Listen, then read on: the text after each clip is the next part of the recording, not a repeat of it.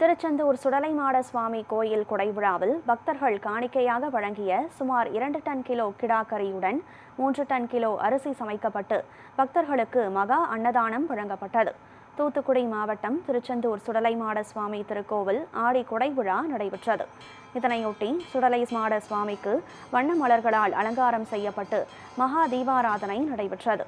தொடர்ந்து பக்தர்கள் வேண்டுதலாக வழங்கிய 150க்கும் மேற்பட்ட ஆடுகளை படையலிட்டு சுமார் 2 டன் கிடாக்கரி 3 டன் அரிசி சமைக்கப்பட்டு பக்தர்களுக்கு அன்னதானம் வழங்கப்பட்டது.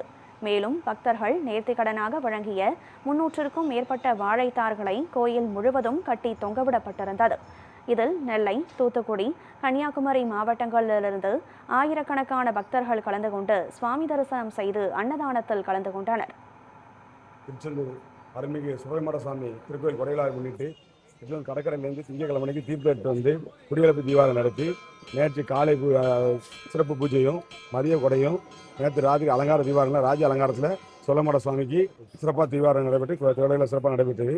நேற்று மதியம் அன்னதானம் ஒரு 3-4 டன் அரிசி பொங்கி எல்லா மக்களுக்கும் நேற்று மதியானம் அன்னதானம் வழங்கப்பட்டது. இன்னைக்கு கிடா மட்டுமே கிட்டத்தட்ட 153 கிடா 2.5 டன் கறி சமைச்சு 3 டன் 4 டன் வரைக்கும் சாதம் சமைச்சு இன்னைக்கு பெருந்திரளா உள்ள எல்லா மக்களும் சாப்பிட்ற அளவுக்கு பெருந்திரளா அன்னதானம் போட்டிருக்கோம். பழத்தார் கட்டி மக்கள் எல்லாருமே மாயாண்டியை வேண்டி சிறப்பாக இருக்காங்க. எல்லா மக்களுக்குமே இந்த மாயாண்டி சிறப்பாக வச்சுட்டு இருக்காரு. வச்சதுனால தான் எல்லா மக்களும் வருஷம் கூட்டம் கூடிக்கிட்டே இருக்கு. மாயாண்டி எல்லாரும் சிறப்பாக வச்சிருக்காரு. இன்னும் சிறப்பாக வைப்பாரு. கறி 2.5 டன் கறியும் 3 டன் அரிசியும் எடுத்து சமைச்சு அன்னதானம் நடந்துட்டு இருக்கு.